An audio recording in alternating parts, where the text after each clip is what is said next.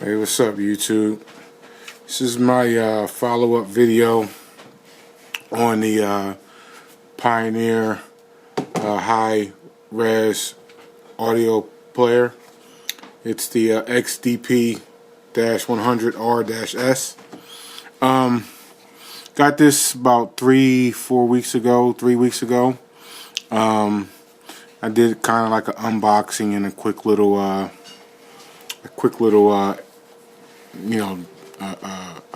description or quick little review of it. This is just my follow-up. I've been using it for 3 weeks now, and I must say I absolutely love the device. I can't say enough about the quality, form factor of the device. It's got a good weight. I actually saw a review on Amazon where a guy said he bought a tempered glass screen protector for an HTC phone, and it fits this perfectly. It actually does. I don't know if you can see the seam. That's how much seam is at the top. It covers from left to right, and that's how much seam is at the bottom. So this tempered glass screen protector actually fits perfectly to keep the screen from getting damaged. So if you're interested in getting one of these, I'll post a link to Amazon of the screen protector that I purchased to go on here. So the pros and cons, what I love about it, what I don't like about it. I'm gonna start first with the pros. Like I said, can't say enough about the form factor. I really love it. The sound quality is amazing. I don't have I don't have those $500-600 headphones that some people use, those audiophile guys use to listen to high resolution audio tracks. I've never listened to a FLAC file on here. I've a FLAC format file. I've did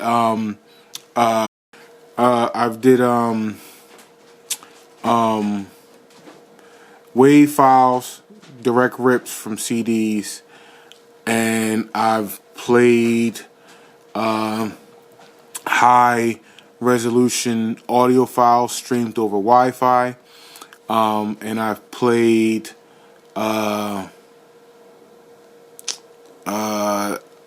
MP3s encoded at 320 kilobits, and that was basically captured from Tidal streaming. I captured Kanye West's new album and encoded it in 320 kilobyte MP3 file, and I listened to that on here. And I mean, the audio quality, I got a pair of Monster earbuds. They're supposed to be pretty good. I'll post a link to those as well. They're like, I think when I bought them, they were like $250 earbuds. They're Monster, I'm going to say coppers, either Monster coppers or Monster golds. They're earbuds, high quality earbuds. They came out a couple years ago.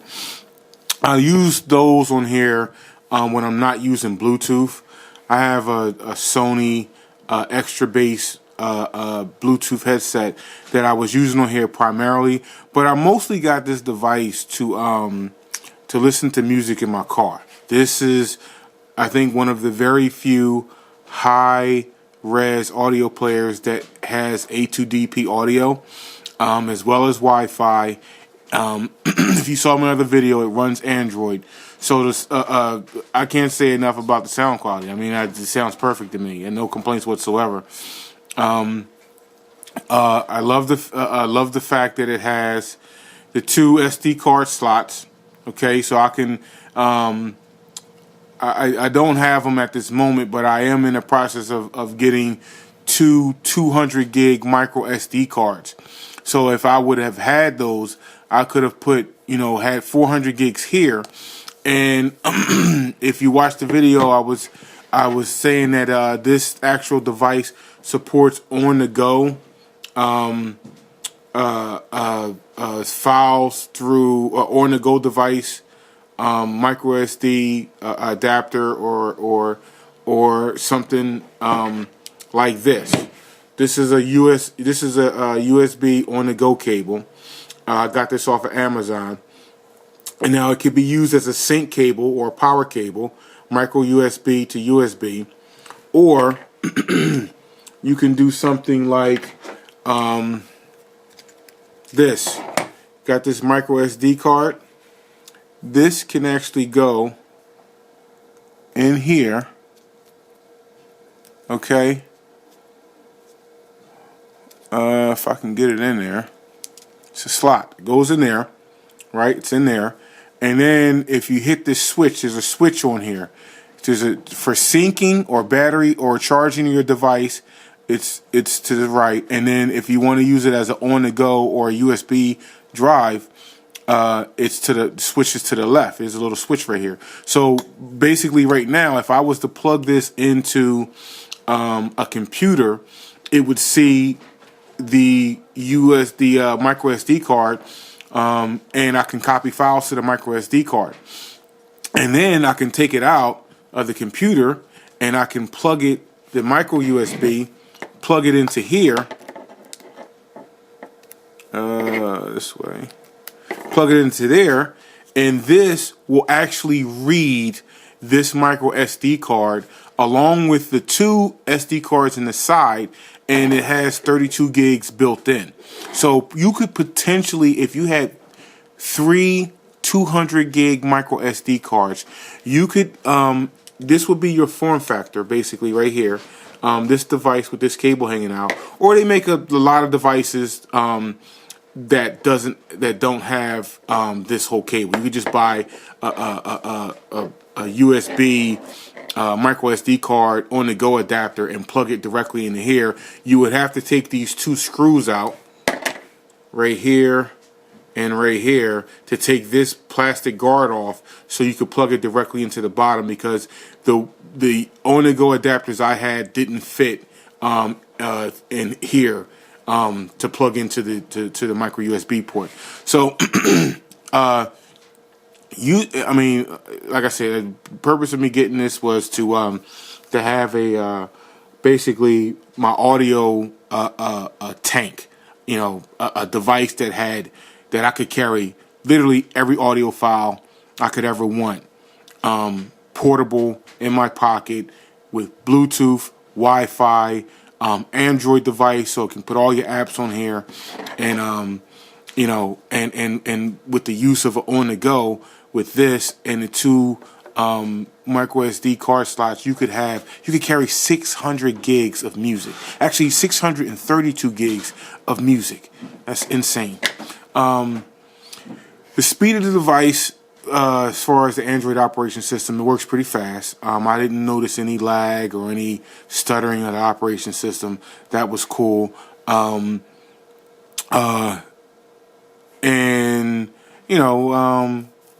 all the buttons and everything. I never had any freezes or forced closes or anything. All the apps I put on here worked. I have a Sling box. I even put the Android Sling media player on here, and or the Android version of the Sling player on here, and I was streaming. I was tethering. This is my my Note 4. I was tethering internet from here in the car to here and watching live TV from my Sling box on here. So that was pretty cool. Everything, like I said, worked fine. They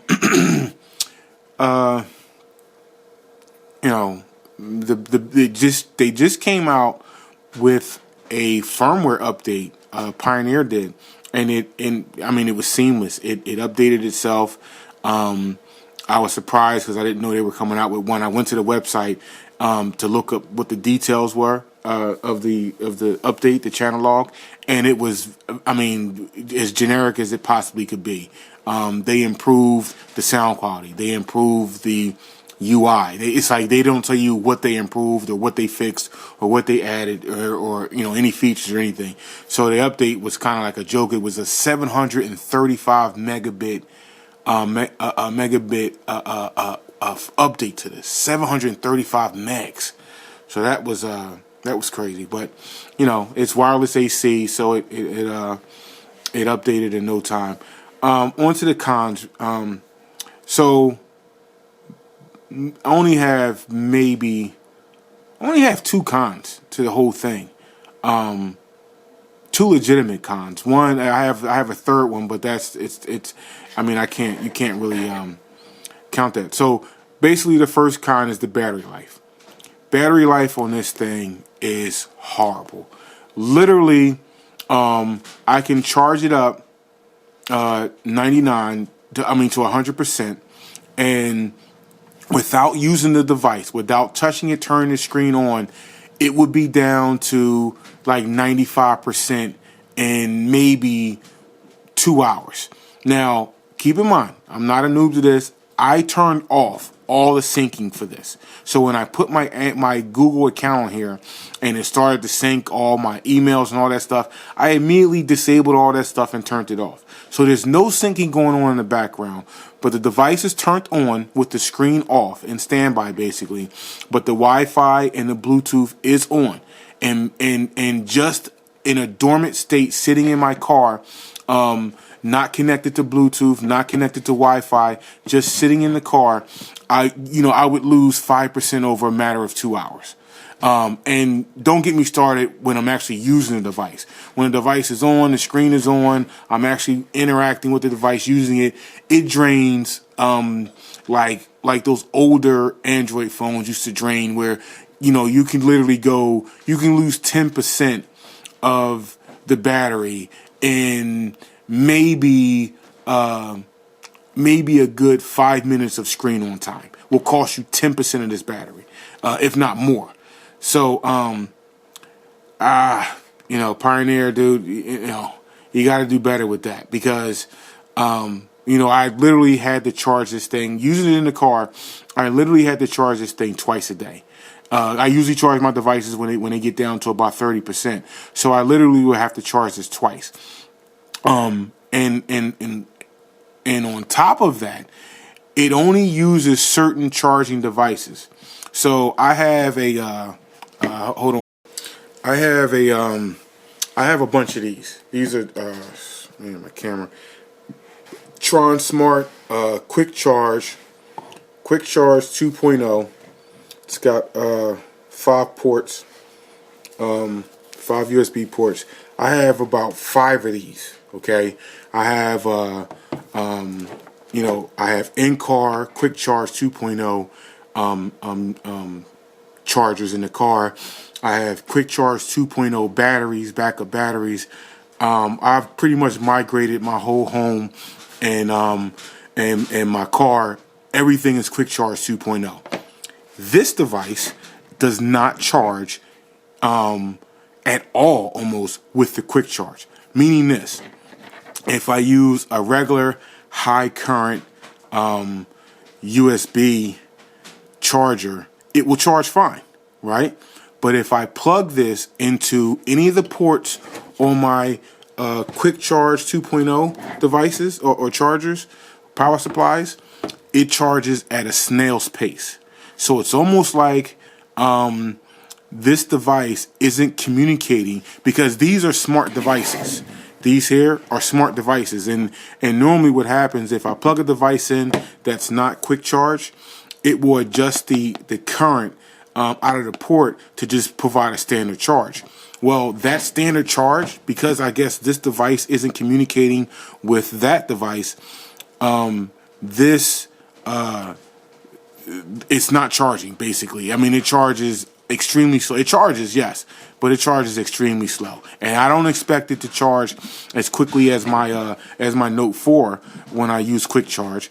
But I mean, literally, I can plug, if this is at 30%, and I plug this into one of my Quick Charge 2.0 devices, it would if it's at 30%, it would literally take maybe 3 hours to fully charge, and I'm not exaggerating. So that's another con. The battery and the charging sucks. The price. I'm pretty extravagant, guys, when it comes to my gadgets. I love owning a device like this because you will see nobody with it. As my man False Carter says, the false factor on this is amazing because it's an amazing looking device. When people see it laying on the table, whatever, they always question, what is this? What does it do? But then when you tell them the price, $700, that's, for me, it's a little ridiculous. Personally, I just think it's a little ridiculous. For $700, I would expect this to be a little bit thinner. I would expect it to have Quick Charge 2.0 built in. I would expect it to come with a case. That's my third con, or if you're counting maybe the fourth con, it's no case. A case doesn't even exist. So I'm carrying around a $700 device and no way to protect it if I drop it. Okay, $700. Pioneer did not make a case. Okay, if you Google it, there's a Asian manufacturer that makes like a kind of like an aftermarket case for it, but it's not really a case. It's almost like a pouch. You can't access the screen with it inside the pouch. You can barely access the buttons, and it adds a lot of bulk to the actual device. So it wasn't practical. And like I said, it's an Asian made designed device. I mean a case. Who knows how much it costs to get that imported over here, and it's not on Amazon, it's not on eBay. So that's my biggest thing. I'm more afraid of owning this device right now because I'm an early adopter. Owning this device right now and not having a case on it and not having a way to protect it scares me more than anything. Because if I was to drop this and just dent in one of these aluminum corners or something, I would go insane. Okay, $700, no. So that's my third con, is no case. So overall, like I said, if you saw the other video, it was a minor issue where when I have this synced up with my car, it doesn't send the ID3 tags to my car Bluetooth unit, so the information of the tracks that are playing doesn't come up on the screen. It's not my car, it's this device. This device doesn't have whatever that Bluetooth protocol is to send the tag information, the track tag information to another device, so you can actually see that information on another screen on your car, basically on your car dash. It does respond to Bluetooth control, so when I'm using my headphones and I hit track skip, track fast forward, track skip, track reverse, or stuff like that, or pause, it does all that. Didn't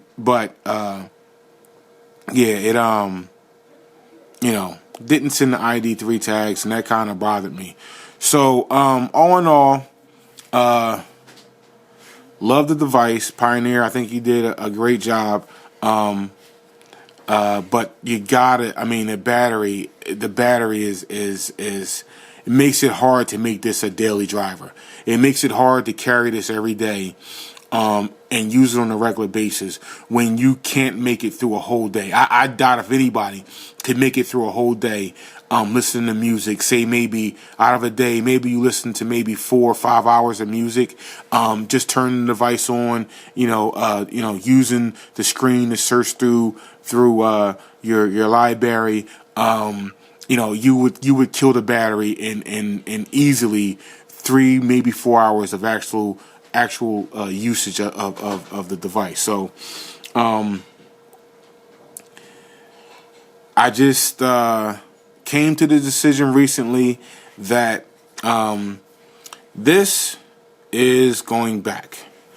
I just can't do it. I think if it was maybe, like I said, $700, if it was maybe $500, and you know, I would deal with the battery issues if this was $500. But for $700, I can't do it. I just can't do it. To me, it's not worth it, you know.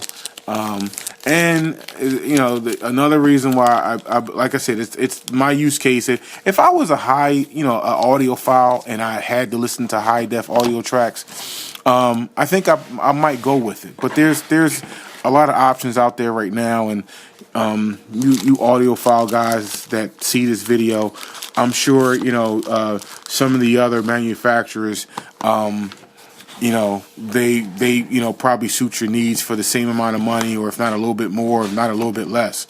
But for me, for my usage of this item, of this device, it's just not practical.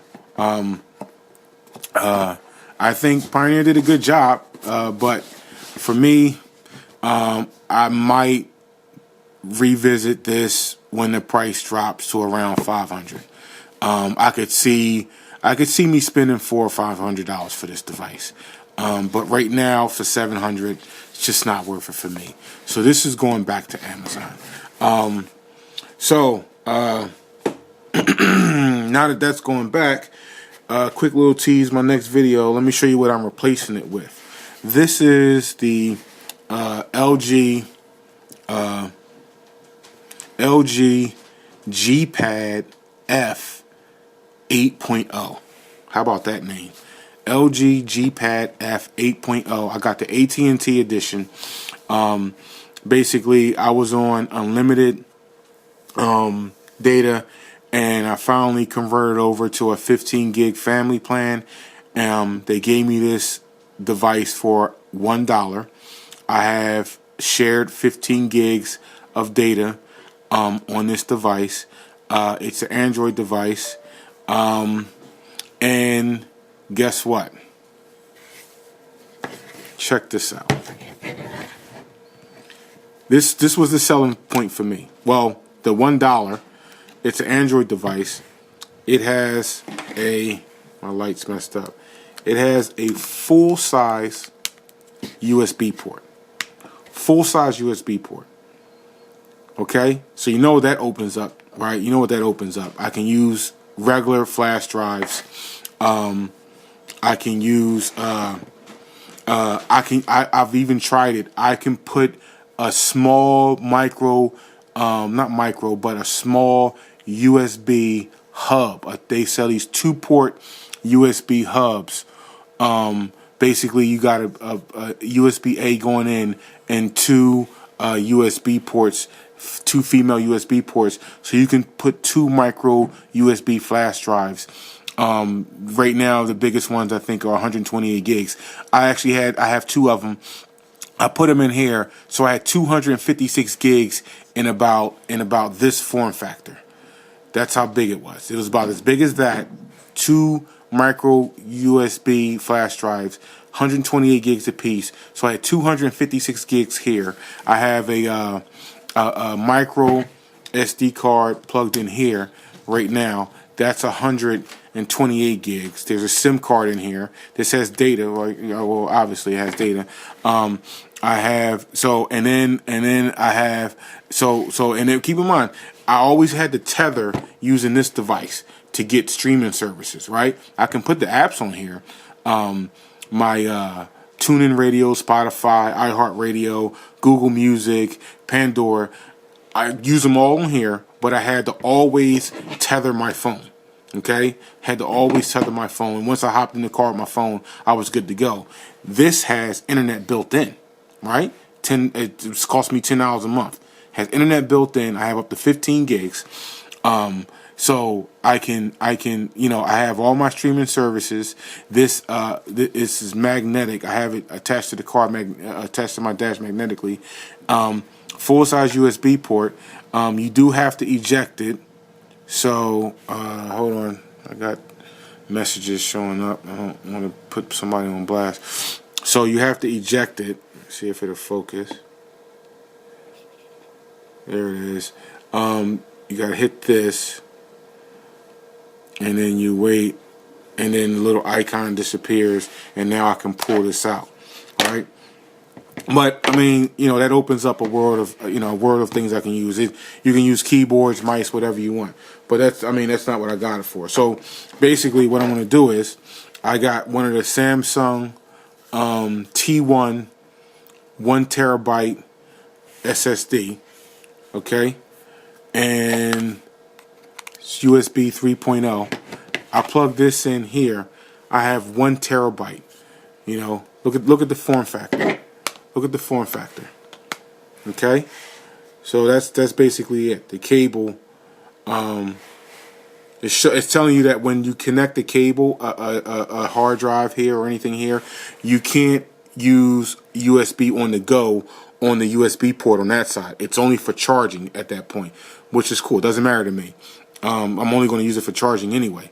So that's what this message is saying. So right now I have 1 terabyte in here, and this is the form factor. This is the form factor. So, you know, I'm going to do something where this is going to be stuck to the back of here, right? This is my magnetic Alki plate that goes to the magnetic mount in my car. I have 1 terabyte of, you know, not now, but I'm saying I could carry 1 terabyte of music. Now I know that's ridiculous. Nobody has a terabyte of music. It's an insane amount of music. But I'm just saying that the options. This is I can't ask for anything better than this. And I still have the USB port on the bottom to charge it, the micro USB to charge it. So this is what I'm going to tease. I'm teasing it now. I'm going to do a review of this in the car and show you how I actually use it. But that's pretty much it. So this is my new toy, my new device, LG G Pad F 8.0. I think it's sold by T-Mobile and AT&T. LTE, by the way, LTE. So this is going back, and I'm replacing it with this for the car. All right, YouTube.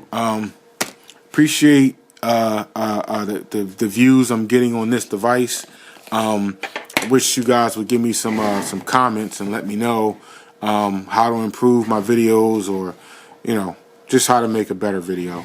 So you know, thumbs up, thumb down, it doesn't matter. I just, you know, I'm just doing this because I always see videos and you know, always think that I could add something to the gadget community. So this is going back, and my next video will be covering the LG G Pad with the car mount. Alright, YouTube, appreciate you checking out the video again. See you next time.